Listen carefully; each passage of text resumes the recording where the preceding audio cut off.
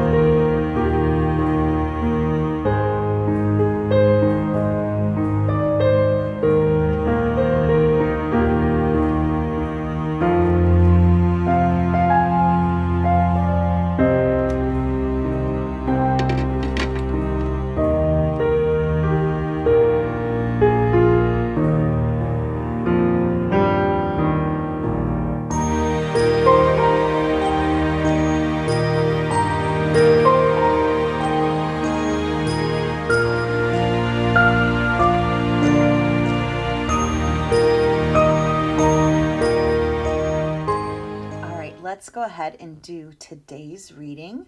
We're kind of upstairs in my little bedroom spot. And read today's. It's Luke 1:18 through 25. And it says here in verse 18, "And Zacharias said to the angel, 'How shall I know this? For I am an old man, and my wife is well advanced in years.' And the angel answered and said to him, 'I am Gabriel, who stands in the presence of God, and was sent to speak to you and bring you these glad tidings. But behold, you will be mute and not able to speak until the day these things take place, because you did not believe my words, which will be fulfilled in their own time.' And the people waited for Zacharias and marveled that he lingered so long in the temple. But when he came out, he could not speak to them. And they perceived that he had seen a vision in the temple, for he beckoned to them and remained speechless. As soon as the days of his service were completed, that he departed to his own house. Now after those days his wife Elizabeth conceived, and she hid herself 5 months, saying, 'Thus the Lord has dealt with me in the days when he looked on me, to take away my reproach among people.'" All right, so much here. Let's talk about these verses because there's some really, really fundamental things in here, and let's just break it down. I'm going to show you something online like I did before. I think it's an easy way for you to look at this week's Advent verse. All right, I think one of the key topics that we can look at in today's Advent adventure would be the topic of doubt. So first of all, here is Zechariah, and he is approached by an angel who stands in God's very presence, and he promises him and Elizabeth a baby boy. And they have waited years, and they were very devoted, and they prayed about this, and nothing had happened. And they figured it was too late. So I think Zechariah can teach us a lot about the problem of doubt. And we can all struggle with the problem of doubt. And doubt is a problem even for the righteous. They were very devout, and we read that today. He was righteous in the sight of God. So there are other great men and women of faith in the Bible, and they had moments of doubt. So doubt is okay. Also, I think we understand here in B that doubt does not stem from a lack of evidence, but from our sinful hearts.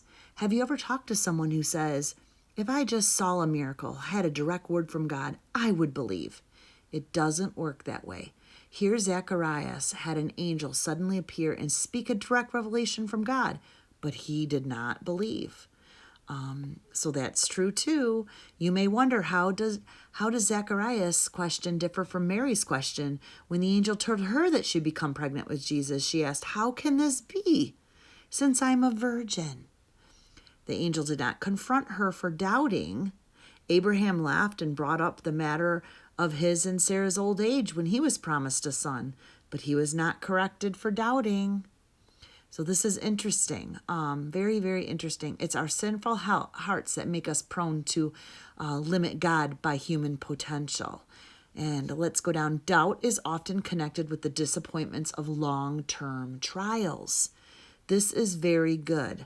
We've all been there. We've all prayed for something long. We've all had a request and felt like that it was denied for so long that you conclude it's not going to happen. It's not going to happen. So what happens is in your heart, you're doubting God. And we all do that. And I love here where it says, thankfully, God in his grace often pours out his blessings in spite of our doubts.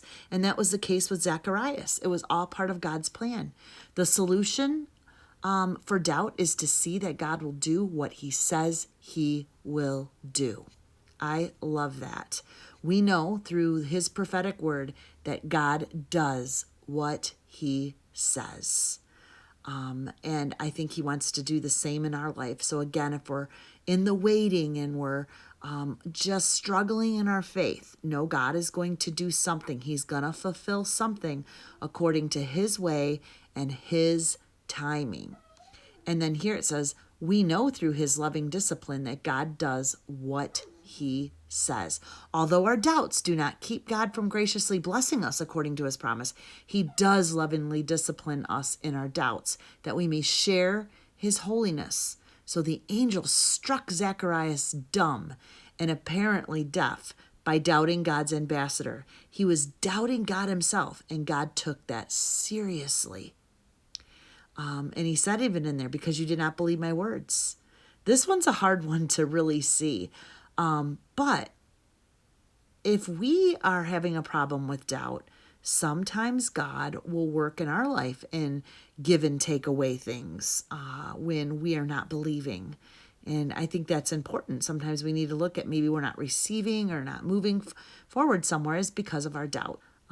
But he knew everything was going to come to fulfillment in the right timing. I have a DIY Christmas little decoration you can make. If you have a lantern, everybody should have a lantern, I'm sure, somewhere. A wooden lantern that you would put a candle in or something outside by your deck. Take it and stuff it with lights, 100 strands. I just jammed all the lights in there. You can kind of see them. And then go get yourself some fresh boxwood and just set it in there, and it'll put a nice light right in your kitchen or wherever. I'll turn the light down and show you now. Don't you like this, honey? It's so pretty. I just came up with it.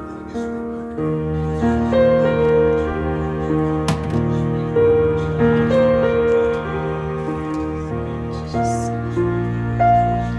screen lights. There's nothing to it. Jam it in, you got it.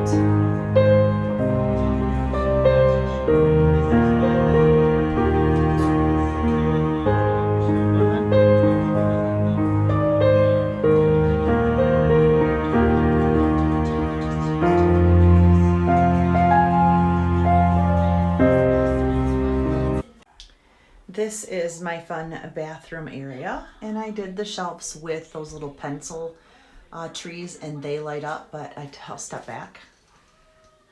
This bathroom's all wallpapered, And I did the joy like that. And I swear my friends will come over here and they play with these shelves. So every time I come, it's different. But how cute are those? And these light up. I got them from Hobby Lobby. These were from Rite Aid. What a score. Those are my favorite. Do you know that these are my favorite from this year? Rite Aid. Good night. Love you.